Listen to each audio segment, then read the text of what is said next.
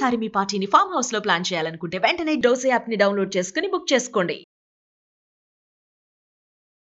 ఒకే mobile number పైన 2 కంటే ఎక్కువ బ్యాంక్ అకౌంట్లు ఉంటే ఏం జరుగుతుంది? దీనివల్ల కస్టమర్స్కి బెనిఫిటా లాసా? మరి ఆర్బీఐ తీసుకొచ్చినటువంటి నిబంధనలు ఏంటి, మార్పులు ఏంటి? నమస్తే, welcome back to Suman TV. ప్రస్తుతం మనతో పాటు ఉన్నారు consumers affairs committee chairman Mandiri Krishna Reddy గారు. నమస్తే సార్. నమస్తే మేడం. సార్, మరి ఆర్బీఐ తీసుకొచ్చిన నిబంధనలు ఏంటి, మార్పులు ఏంటి? అంటే మామూలుగా చాలా మందికి ఒకే మొబైల్ నెంబర్ పైన డిఫరెంట్ అకౌంట్స్, బ్యాంక్ అకౌంట్స్ ఉండడం జరుగుతుంది. దీనివల్ల ఏంటి ప్రాబ్లమా, కస్టమర్కి లాసా, బెనిఫిటా? అంటే ఆర్బీఐ ఈ మధ్య కొద్దిగా నిబంధనలు కొన్ని మార్చుకుని ముందుకు వస్తుంది. ఒక వ్యక్తికి ఎన్నో బ్యాంకుల్లో ఖాతాలు ఉంటాయి, ఒకే బ్యాంకులో కూడా 2-3 ఖాతాలు ఉంటాయి. ఒకటే ఫోన్ నెంబర్ ఇవ్వడం వల్ల కేవైసీ టైంలో ఇబ్బందులు అవుతున్నాయి. అంటే కేవైసీ కావాల్సి వచ్చినప్పుడు ఆ నెంబర్ కొట్టంగానే ఓటీపీ వచ్చే పద్ధతులు ఏర్పాటు చేశారు. తర్వాత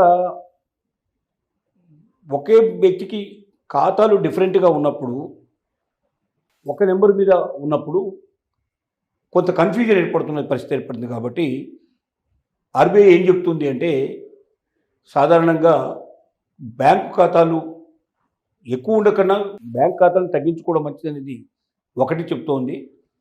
ఒక నెంబర్తో ఒక అకౌంట్ ఉంటేనే బాగుంటుంది. నెంబరు అకౌంట్లు పెరుగుతున్న కొద్దీ నెంబర్ని మీరు బ్యాంకు అకౌంట్ మీ ఫోన్ నెంబర్ని ఇంకొక నెంబరు ఇచ్చుకున్నట్టయితే బాగుంటుంది.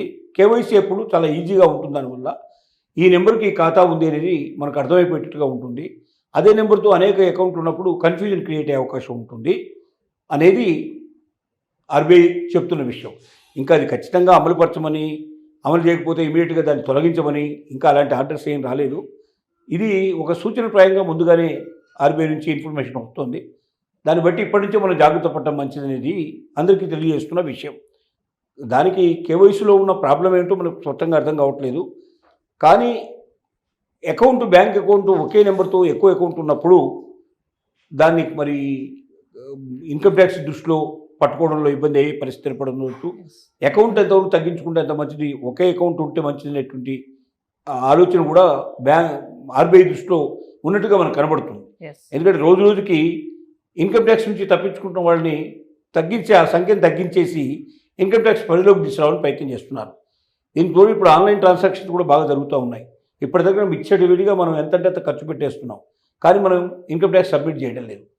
ఇప్పుడు అలాగా ఆన్లైన్లో ఎంతమంది అయితే చేస్తున్నారో ట్రాన్సాక్షను, ఆ ట్రాన్సాక్షన్ అంతా కూడా టోటల్గా క్యాల్కులేట్ చేసి అది ఇన్కమ్ ట్యాక్స్ పరిధిలోకి రాకుండా ఎక్కువైనట్టయితే ఆటోమేటిక్గా వాళ్ళ మీద యాక్షన్ తీసుకునే ఆలోచన కూడా ఆర్బీఐ చేస్తుంది.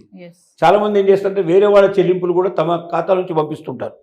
వేరే వాళ్ళ దగ్గర డబ్బు తీసుకొని వీళ్ళ అకౌంట్ నుంచి దాన్ని పంపించే ప్రయత్నం చేస్తారు. అలా పంపించినప్పుడు ఏమవుతుందంటే వాళ్ళకు ఏదైతే పరిధి ఇచ్చిందో ఇన్కమ్ ట్యాక్స్, అంతకన్నా పరిధి మించిపోతుంది. అంతకన్నా దాటినప్పుడు ఏమవుతుంది, వాళ్ళు ఇన్కమ్ ట్యాక్స్ పే చేయాల్సిన పరిస్థితి ఏర్పడుతుంది. ఇన్కమ్ ట్యాక్స్ ఇమీడియట్గా సబ్మిట్ చేయాల్సిన పరిస్థితి ఏర్పడుతుంది. ఇప్పటిదాకా ఇన్కమ్ ట్యాక్స్ సబ్మిట్ చేసినా చేయకపోయినా నడుస్తుంది, కానీ భవిష్యత్తులో ఇన్కమ్ ట్యాక్స్ అప్పటిదాకా సబ్మిట్ చేయాల్సిన స్థితి వస్తుంది. ముఖ్యంగా ఆన్లైన్ ట్రాన్సాక్షన్ చేసే వాళ్ళందరూ కూడా జాగ్రత్త పడకపోతే వాళ్ళ చెల్లింపుల మీద పూర్తిగా నిఘా వస్తుంది. ఆ చెల్లింపులు అన్నీ కలిపి టోటల్గా లెక్క వేస్తారు. వాళ్ళకి గూగుల్ పే ఉంటుంది, ఫోన్పే ఉంటుంది, ఇంకా రకరకాలు ఉంటాయి.